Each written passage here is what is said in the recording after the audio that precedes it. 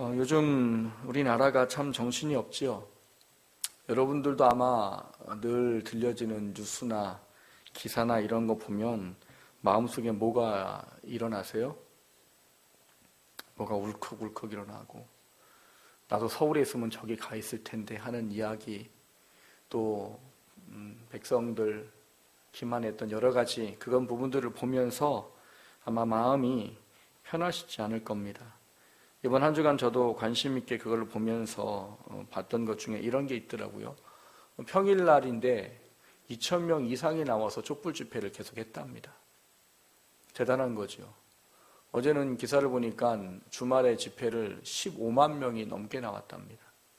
15만 명이 이 광장에 모여서 촛불 집회를 하고 또 대통령 하해를 놓고 시위를 하고 하는 부분들을 가졌다는 거예요. 현 정부처럼 아마 나라와 백성의 이 마음이 분열되고 나눠지는 때도 그리 많지 않았던 것 같습니다. 지금의 이런 상황들을 보면서 저는 좀 그런 생각을 해봤어요. 지금 이 상황을 보며 하나님의 자녀들이 어떤 마음을 갖고 무엇을 하는 것이 하나님이 원하는 모습일까 하는 겁니다. 하나님의 뜻이라면 여러분 촛불 집회 해야지요. 하나님의 뜻이라면 그보다 더한 것도 해야 할 겁니다. 왜? 그게 하나님의 뜻이기 때문에. 우리는 그 뜻을 아는 것에 좀 먼저 초점을 맞춰보고자 하는 생각을 오늘 말씀을 통해서 좀 나눠보려고 합니다. 나라를, 백성을, 이 어렵게 하는 나라를 욕하고 대통령을 정죄하고 뭐 어떤 특정 인물을 우리가 정죄하기 이전에 먼저 좀 우리를 돌아봤으면 하는 겁니다. 그리고 그 안에 우리가 그리스도인으로 선다는 건 뭔가, 지금 이 시국이 어려운 사태에 과연 그리스도인으로 살아간다는 건 뭔가, 그런 부분들을 다시 한번 돌아보는 그런 시간이 되기를 주님의 이름으로 축원합니다. 첫 번째 함께 나누려고 하는 것은 느헤미야의 심정입니다. 여러분, 느헤미야는 어떤 사람입니까? 여러분 머릿속에 느헤미야는 어떤 사람이에요? 네? 눈물의 선지자요? 그건 다른 사람입니다. 죄송합니다. 눈물의 선지자는 다른 사람이에요. 술관원, 성벽을 재건한 사람, 뭐 이런 여러 가지 이야기들 알고 계시죠? 근데 이 느헤미야는 우리가 무엇보다 알아야 될 가장 중요한 게 뭐냐 하면, 이 사람이 하나님의 마음을 품어 하나님의 백성을 향했던 하나님의 그 심정을 품었던 사람이요, 그 심정을 품었을 때 하나님께서 그를 세워서 하나님의 일을 하게 하신 사람이라고 오늘 1장이 기록하고 있는 겁니다. 여러분, 느헤미야는 원래 술관원이 아니었어요. 느헤미야는 원래 술관원이 아니라 오늘 본문을 보시면 11절에 이렇게 되어져 있습니다. 그때에 내가 왕의 술관원이 되었느니라 라고 말해요. 그럼 그때는 언제냐? 11절 중반에 보면은 이 사람 앞에서 은혜를 입게 하옵소서 하였더니 라는 거예요. 이 사람이 뭐예요? 아닥사스다 왕입니다. 지금의 나라의 문제를 해결할 수 있는 방법은 지금 이 나라가 쥐고 있는 이스라엘이기에 이 나라의 왕에게 뭔가 은혜가 입혀져야, 그래야 내가 하나님께서 원하시는 일을 이룰 수 있겠습니다 라는 기도를 할 때, 그때에 하나님이 아닥사스다 왕 앞에 느헤미야를 술관원으로 삼으셨다라고 되어 있어요. 그러니까 술관원이 된 건, 원래 술관원이어서 이 사람이 자기의 어떤 그 높은 권위를 가지고 자리를 가지고 왕한테 부탁해서 이스라엘의 문제를 해결한 것이 아니라, 이스라엘의 문제를 괴로워하며 아버지의 마음을 품고 기도하는 그 사람에게 하나님께서 왕한테 은혜를 입게 하셔서 당시에 뭐 7위 세 번째 뭐 높은 위치, 그 위치에 하나님이 느헤미야를 세워주셨다라고 말하고 있는 거예요. 그러니까 술관원은 이 사람의 원래 위치가 아닌 하나님의 뜻을 위해서 하나님이 세워주신 자리입니다. 그 자리가 사실은 대단하고 놀라운 거예요. 우리가 생각하기엔 술관원, 뭐 술 따라주는 사람? 술 만드는 사람? 뭐 먼저 술 먹어보는 사람 이런 것 같겠지만 여러분 이 고대 근동에 이 술관원은 굉장한 위치에 권력을 가지고 있는 사람입니다. 우리나라도 비슷한 직책이 옛날에 있었죠? 조선시대에 뭐가 있었어요? 무슨 상궁이요? 기미상궁. 기미상궁이 뭐 하는 사람이에요? 왕이 먹어볼 모든 음식을 먼저 조금씩 먹어보는 거예요. 왜? 독이 있나 없나. 그 기미상궁, 우리나라의 기미상궁은 어떤 사람이에요? 별거 아닌 사람이에요. 먹고 죽으면 땡. 그래서 그냥 그 무수리들 중에 그냥 하나를 뽑아서 쓰는 거예요. 먹고 죽는 거예요. 근데 고대 근동의 술관원은 직위가 뭐 나라의 세 번째? 뭐 두 번째? 이렇게 높은 위치에 있는 사람으로 인정되는 겁니다. 하나님께서 이 느헤미야를 이 높은 위치에 세우신 이유가 11절에 기록하고 있던 것처럼 하나님의 은혜를 입게 하심으로 술관원이 되어서 지금 그가 하나님의 마음을 가지고 기도하고 간구했던 내용을 이루도록 하시는 것 때문에 이 일을 하셨다라고 말하고 있는 거예요. 그러면 느헤미야가 품었던 마음이 무엇이기에 하나님께서 이를 그렇게 사용하셨는가 하는 거예요. 오늘 본문을 보시면 느헤미야는 어떤 한 사람을 통해서 본국에 대한 이야기를 듣습니다. 이미 느헤미야는 바벨론 포로 시절에 바벨론에 잡혀와서 포로로 있었던 사람이에요. 포로로 왔던 사람들 우리가 아는 사람 몇 명 있지요. 다니엘서에 보면 누가 있어요? 다니엘, 하나냐, 미사엘, 아사랴 이 사람들도 포로 때 잡혀온 사람이에요. 또 누가 있습니까? 모르드게. 모르드게도 포로 때 잡혀온 사람이에요. 그 70년 동안 거기서 살았던 사람이에요. 근데 이 사람들에 대해서 아까 어떤 분이 눈물의 선지자라고 말하신 그 예레미야가 예언한 내용이 있습니다. 예레미야가 예언한 내용이 뭐냐면 너희들 바벨론의 포로로 잡혀가는 게 하나님의 뜻이다. 잡혀가라. 이게 무슨 얘기예요? 그 나라 사람들이 생각하면 뭐예요? 이거는 역적이지요. 이거는 역적인 거예요. 아니 지금 전쟁을 하고 있고 그런데 지금 바벨론으로 잡혀가라고? 그게 하나님의 뜻이라고? 이거를 받아들이고 이해하기가 참 어려운 거지요. 그런데 거기에는 약속이 하나 있었습니다. 무슨 언약이 있었는가 하면 잡혀가. 그러면 내가 거기서 너희들을 먹이고 입히리라. 참 신기한 거지요. 포로로 잡혀가면 어려워야 되는 거잖아요. 근데 하나님이 예레미야를 통해서 약속하셨어요. 잡혀가. 하나님의 뜻이야. 잡혀가면 거기서는 너희들 먹이고 입힐 거고 너희들 하나님 말씀을 어기고 안 잡혀가고 남아있을 거야? 그러면 너희들이 어려움을 겪을 것이다. 그 예언대로 되었어요. 잡혀간 사람들은 어떤 사람은 부귀 영화까지 누렸습니다. 뭐 오늘 누구요? 느헤미야나 다니엘이나 세 친구나 그리고 또 누구요? 모르드게는 높은 부귀 영화를 누리는 자리까지 세워졌습니다. 그렇지 않은 수많은 사람들도 당시에 포로로 잡혀온 70년 기간 동안 이스라엘은 전쟁으로 피폐해졌고 엄청난 기근과 전염병 때문에 나라는 완전히 절망 상태에 빠졌어요. 그런 상태에 빠져 있을 때 그들은 포로로 잡혀온 도시에서 바벨론이 먹였습니다. 그들을 먹이고 입혔어요. 하나님 약속대로 됐어요. 그 모든 과정들 속에서 우리가 기억해야 될 건 무엇인가 하면 지금 포로로 잡혀와 있는 이것이 결국 하나님의 뜻이고 그 남아있는 그 상황이 하나님의 약속대로 굉장히 어려운 그 상황에 처해 있다는 거예요. 느헤미야는 이미 잡혀와 있어서 어쨌거나 먹고 사는데 별로 어려움이 없었어요. 근데 어느 날 본국으로부터 온 자신의 동족계 한 사람으로부터 본국의 소식을 듣게 됩니다. 근데 본국의 소식이 뭐예요? 야, 예루살렘의 형편이 어떻더냐? 그 사람에게 들려진 형편은 어떤 겁니까? 예루살렘 성은 허물어졌고 성문은 불타버렸다는 거예요. 그뿐만이 아니라 거기는 전쟁으로 인한 어려움 속에 전염병과 기근으로 인해 먹고 살 수 없는 환경과 상황이 처해진 게 느헤미야에게 전달됐어요. 이 이야기를 들을 때 오늘 본문에 보면 2절에부터 4절까지 보면 이 이야기를 들은 느헤미야가 뭘 했다고 써있느냐? 울고 수일 동안 슬퍼하고 금식하며 기도했다라고 말해요.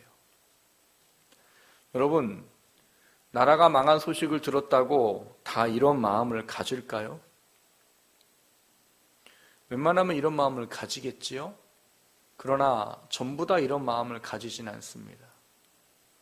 지금 나라가 처한 형편과 상황을 보면서 우리가 지금 이 나라의 형편과 처지를 정말 그리스도인으로 잘 분별하고 있다면 오늘 느헤미야와 같은 마음을 가지고 있어야 되는 겁니다. 근데 이런 얘기를 들었다고 다 느헤미야와 같은 마음을 갖느냐? 아니에요. 여러분, 우리나라가 1910년에 일제 지배를 받았습니다. 그때부터 굉장히 오랜 시간을 일본의 치하에 어려움을 겪었어요. 그래서 그 나라를 잃은 슬픔 때문에 독립운동을 하는 사람도 있었고, 소극적이지만 여러 가지 나라의 아픔 때문에 많은 일을 했어요. 그때 기독교인들이 이 나라를 잃은 것 때문에 독립운동에 굉장히 많은 일을 했고, 또 여러 종교인들이 그에 동참을 해서 많은 일들을 했습니다. 근데 그 일제 치하 때 모든 사람이 그랬냐라고 보면 아닙니다. 나라가 망한 건 똑같아요. 자신도 이 대한민국의 사람이에요. 그런데 나라를 잃은 것에 괴로워하고 슬퍼하기보다는 자기의 유익과 이익을 챙기는 데 눈이 빨랐고 혈안이 된 사람들이 있었어요. 그 사람들 우리 흔히 뭐라고 말합니까? 일본 앞잡이라고 말해요. 일본 앞잡이는 일본 사람이 아닙니다. 대한민국의 사람이에요. 우리나라 사람이에요. 그런데 나라가 잃은 슬픔은 그들 마음에 없고 단지 뭐만 보이는 거예요. 이게 기회인 거예요. 그래서 이 기회를 통해 자기 일신을 높이고 부귀와 영화를 누리겠다고 하는 일을 했어요. 근데 여러분, 이 사람들이 어떤 사람일까요? 물론 각 계층마다 많습니다. 그런데 이 사람들 중에 적지 않은 수는요, 대부분 노비나 천민이었어요. 조선시대에 엄격한 이 신분 제도 아래 늘 억눌려 있고 늘 소외받고 천대받던 사람들 중에 많은 사람이 일본의 앞잡이가 됐어요. 여러분, 이 사람들은 나라가 회복되기를 원할까요? 독립되기를 원할까요? 원하지 않아요. 왜? 회복되고 원상 복귀되어버리면 자기들은 이제 낙인 찍혀버린 인생을 살아야 되기 때문이에요. 나라가 망했다고 다 나라를 잃은 슬픔과 회복을 원하는 건 아니라는 말이에요. 느헤미야가 이런 마음을 가진 거에도 동일합니다. 여러분, 바벨론의 포로로 잡혀온 사람들이 많았습니다. 앞서 말씀을 드렸듯이 포로로 잡혀온 사람들은 그나마 먹고 사는데 별 어려움이 없었어요. 그런 상황에 나라의 소식을 들었다고 해서 그 사람들이 전부 다 똑같은 마음을 가지고 나라를 위해서 금식하고 기도하고 아파했느냐? 아니라는 거예요. 오늘 느헤미야는 하나님의 마음을 품었다라고 제가 감히 말씀을 드릴 수 있는 것은 그가 이 현실의 상황이 단지 이스라엘이 지금 피폐해졌고 지금 포로로 잡혀서 오랜 생활을 지금 절망 가운데 있기 때문에 그거 자체가 슬픈 것이 아니기 때문이에요. 느헤미야에는 두 가지의 마음이 담아져 있습니다. 오늘 본문에 보시면 6절부터 8절까지 느헤미야는 어떤 마음을 가지고 있느냐? 여호와 아버지 하나님의 마음을 품었다라고 말할 수 있습니다. 왜 그렇게 말할 수 있어요? 오늘 본문 6절에서 8절까지 보면 느헤미야가 기도한 내용이 있는데 기도한 내용이 뭘 기도합니까? 하나님, 우리가 범죄하였습니다. 조상들이 범죄했고 우리 아버지가 범죄했고 그래서 우리가 지금 하나님의 말씀대로 이렇게 그 말씀하신 약속대로 온 사방에 흩어져 버리는 이 징계의 시간을 맞고 있습니다. 그거를 지금 회개하고 있다는 거예요. 단지 백성이 어렵고 나라가 어려워서 하나님께 기도한 게 아니에요. 이 지금 현실과 상황이 다른 것 때문이 아니라 하나님과의 약속을 어긴 당신의 백성들이 회개하라고 해도 회개하지 아니하고 결국 회개하지 않은 결과 때문에 하나님이 이렇게 한 이 결과라는 것에 대한 부분들을 지금 마음 아파하고 하나님 앞에 지금 회개하고 있는 게 이 느헤미야의 이야기예요. 또 한 가지는 뭘 품고 있느냐? 느헤미야는 회개와 함께 하나님의 언약을 기억하고 9절에서 10절까지 하나님께 간구하고 있어요. 뭘 간구해요? 하나님, 회개하면 회복시켜 주신다고 하셨지요. 하나님의 형전을 향하여 너희들이 다른 나라에 잡혀가 있든 전쟁에서 패했든 성전을 향하여 기도하면 하나님이 그 기도를 들으시고 어디에 있든지 가운데 다시 하나님의 땅으로 돌아오도록 약속하셨지요. 지금 우리가 회개합니다. 저뿐만 아니라 지금 적지 않은 사람들이 지금 하나님 앞에 회개하고 있어요. 그러니 하나님 이 회개의 기도를 들으시고 하나님 약속하신 것들을 이루어 주십시오. 그들이 어디에 있든지 같이 그들이 하늘 끝에 있든지 가운데 하나님께서 그들을 택한 곳으로 돌아오게 하시겠다는 약속을 하나님 이루어 주십시오. 그게 지금 느헤미야의 마음이에요. 단지 여러분 나라가 어렵다는 것 때문에 괴로운 게 아니에요. 하나님 앞에 하나님의 뜻과 마음이 주어졌기 때문에 지금 현실과 처지에 가장 중요한 게 무엇이고 무엇을 해야 되는지를 밝히 알았기 때문에 느헤미야는 지금 뭘 하고 있는 거예요?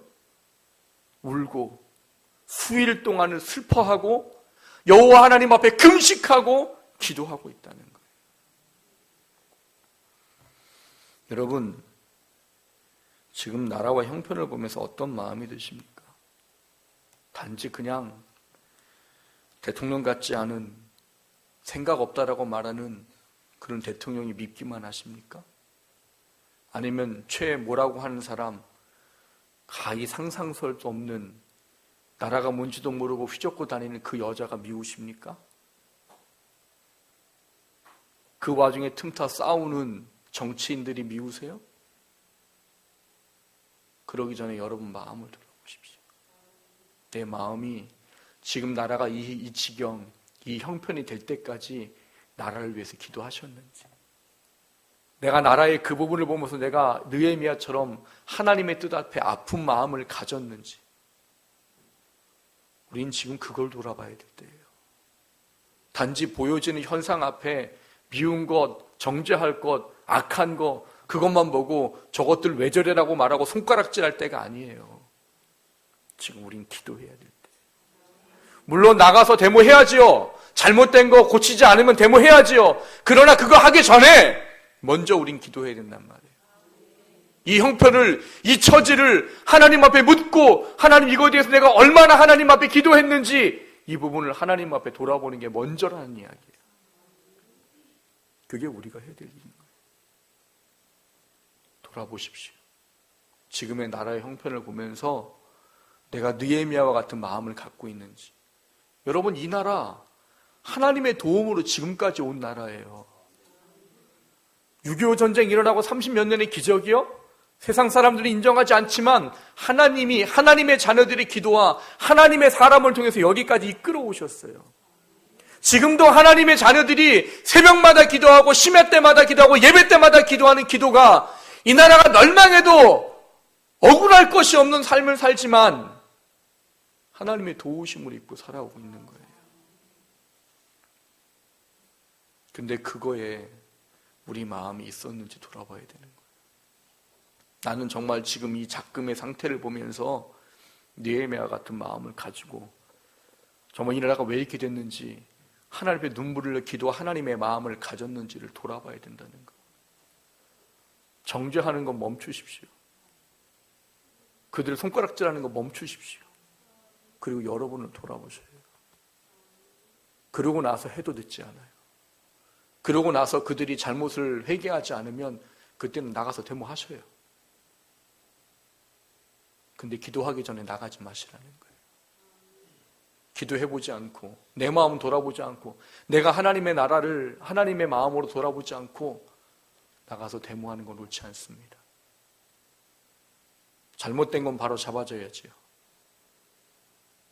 그러나 우리에게 필요한 건 먼저 내 마음이 하나님 뜻에 합한가를 돌아봐야 되는 거예요. 그게 느헤미야의 마음입니다. 그 마음이 품어질 수 있기를 주님의 이름으로 축원합니다. 두 번째로 나누고자 하는 것은 제2의 느헤미야로 사십시다 하는 겁니다. 15만 명이 나와서 뭘 하고 있습니까? 주말에 15만 명이 나왔대요. 촛불 들고 그들이 든 피켓에 써 있는 게 뭡니까? 대통령 하야. 물론 회개하지 않고 잘못하고 돌이키지 않으면 내려와야지요. 그런 대통령은 대통령이 아닌 거예요. 잘못됐으면 인정할 줄 알아야지요. 중요한 것은 대통령 하야 자체가 중요하지 않다는 거예요. 우리가 이거를 보면서 느헤미야와 같은 먼저 삶이 필요하다는 겁니다. 그리고 그 이후에 우리가 하나님의 뜻을 따라서 일을 하는 게 필요하다는 거예요. 오늘 본문의 느헤미야는 두 가지 중요한 일을 했다고 말씀을 드렸습니다. 첫 번째가 뭐였습니까? 이 현실 앞에 직면했을 때 뭐 했다고 그랬어요? 4절을 보시면 내가 이 말을 듣고 앉아서 울고 수일 동안 슬퍼하며 하늘의 하나님 앞에 금식하며 기도하여라고 되어 있습니다. 그 6절을 보시면 이제 종이 주의 종들인 이스라엘 자손을 위하여 주야로 기도하오며 라고 말해요. 느헤미야뿐만 아니라 함께하는 많은 사람들이, 하나님의 마음을 품었던 사람들이 하나님 앞에 깨어 기도하기 시작했어요. 저는 다니엘 기도를 시작하면서 이게 하나님 정말 준비하셨구나라는 생각을 한 게 있습니다. 어쩌면 타이밍이 이렇게 맞을까요? 대통령의 문제가 터졌어요. 근데 문제가 터진 때 하나님은, 이 사람들은 매년 하는 거니까 원래 이게 계획대로 하는 거예요. 근데 어떻게 이게 시간이 맞았을까요? 평소에도 기도 안 하던 사람들이 지금 3,150몇 개가 모여서 같은 시간에 예배드리고 같은 시간 기도합니다. 그때 뭘 하느냐? 나라와 민족을 위해서 기도하고 있어요. 이제까지 기도하지 않던 사람들도 지금 밤마다 모여서 기도하고 있단 말이에요. 그게 뭘 의미하는 줄 아십니까?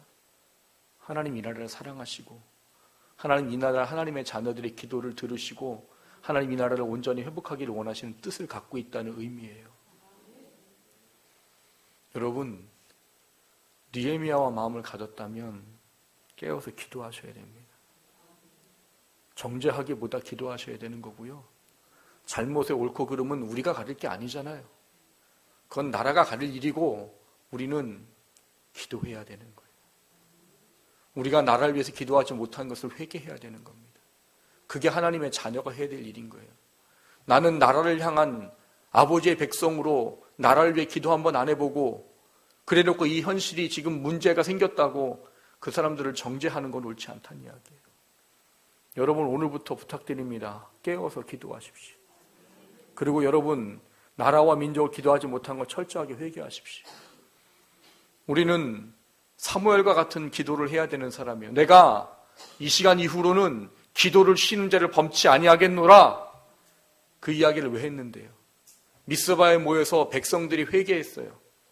회개하고 회개한 그 사람들 앞에 사무엘이 한 이야기예요. 내가 오늘부터 나라와 민족을 위해서 기도를 쉬는 죄를 결단코 범치 아니하마. 그는 그거를 스스로 죄로 지목을 해버렸어요. 사무엘 선지자는 내가 이제 나라와 민족을 위해서 지금 이제 회개하고 바로 돌이키기 시작한 나라와 민족을 위해서 기도를 쉬는 죄를 범치 않겠다라고 그는 작정을 했어요. 그게 오늘 우리에게 필요한 거예요. 여러분, 이 나라의 백성이잖아요. 여러분의 기도가 나라를 살린다면 해야지. 여러분의 기도가 잘못된 것을 바로 잡는다면 기도해야지. 늘 저희가 새벽마다 예배 때마다 기도하는 제목 중에 하나가 나라와 민족을 위해서예요. 그 제목을 드릴 때 그렇게 말합니다. 하나님, 예수 믿는 정치인들, 예수 믿는 행정인들, 예수 믿는 경제인들, 그들이 하나님을 두려워하는 마음으로 그 일을 하게 해주십시오. 예수 믿는데 왜 하나님을 두려워하지 않고 명분 없는 싸움을 싸워요? 정치인들 다 회개해야 되는 거예요. 그 중에 예수 믿는 사람들만 변해도 나라는 변합니다. 예수 믿는 행정인들인데 왜 부정과 부패를 저질러요? 하나님이 계신데. 그 사람들만 정신 차리고 그 사람들만 회개해도 나라는 잘 살 겁니다. 예수 믿는 경제인들이 있어요. 근데 그들이 자기네의 배만 채우면 되는 줄 알아요. 하나님은 아니에요. 그들에게 부귀와 영화를 줄 때는 그걸 통해서 하나님의 일을 하라고 주신 거예요. 근데 자기의 배만 채워요. 예수 믿는 경제인들만 회개해도 이 나라 사람의 어려운 사람들은 살아갈 겁니다. 근데 그게 안 되는 거예요. 예수 믿는 사람들이 자기가 서한 직장, 자기가 서한 곳에서 하나님의 사람으로 예수의 제자로 살지 않으려고 해요. 그 결과가 지금 이런 거지 누가 잘못했기 때문이 아니란 말이에요. 우리가 회개해야 되는 거예요. 그 사람들은 명명백백 잘못했지요. 어떻게 여자 한 사람이 나라를 쥐고 이렇게 흔들어놔요? 자기 딸 2020년 월드컵 승마 금메달 따게 되고 300억을 출자하려고 다 계획이 끝났답니다. 감옥 가도 맞습니다. 근데 그거에 마음 맞추지 마시라고. 우리가 해야 될 거에 마음을 맞추십시오. 우리가 기도하지 않은 걸 회개해야 되는 거고, 내가 예수 믿는 사람으로, 내가 선 곳에서 예수 믿는 사람으로 살지 못한 걸 회개해야 되는 거예요. 나부터 회개가 시작되면 그때부터 변화는 생기는 거예요. 예수 믿는 사람만 변해도 이 나라 변합니다. 지금 예수 믿는 사람이 우리나라 인구의 27%라고 그래요. 예전엔 40%였어요. 지금 27%래요. 27% 많이 줄었지요. 근데 여러분 27%가 잘 생각해 보세요. 4명 중에 1명은 기독교인이라는 이야기예요. 우리나라 믿는 사람, 우리나라 사람들 중에 4명 중에 1명은 기독교인이라는 이야기예요. 4명 중에 1명이 기독교인인데 왜 이 나라가 이 모양이냐고요. 여러분, 다른 거 돌아보지 마시고 날 돌아보셔요. 예수님 그렇게 말씀하셨습니다. 넘어진 자가 있느냐? 너를 돌아봐라. 지금 상태를 우리가 뭘 해야 될지 돌아보셔야 돼요. 여기 앉아있는 우리만 회개하고 기도해도 하나님의 은혜가 나타날 겁니다. 회개하십시다. 그리고 내가 그리스도인으로 사는 것부터 먼저 하시자고. 그리고 나서 데모를 하든 촛불 집회를 하든 뭘 하든 그때는 하시자고. 그러나 지금은 먼저 기도해야 돼요. 나도 돌아보지 않고 내가 나를 위해서 기도하지도 않으면서 잘못된 것만, 옳고 그름만 가리자고 하는 건 그리스도인이 할 일이 아니에요. 제2의 예레미야가 되셔야 돼요. 지금의 현실을 보면서 하나님, 내가 이 나라와 민족의 이 어려움들을 품기 원합니다. 사람들은 손가락질하지만 나는 지금 기도해야 될 때라는 걸 다시 회복하게 해주십시오. 그 내가 기도하지 못한 것 회개하게 하시고, 그리고 이 나라의 그리스도인들이, 이 나라의 교회가, 이 나라의 목회자가, 이 나라의 성도가 하나님 회개하게 해주십시오. 그리고 나라가 세워지게 해주십시오. 이 시간 같이 기도합니다.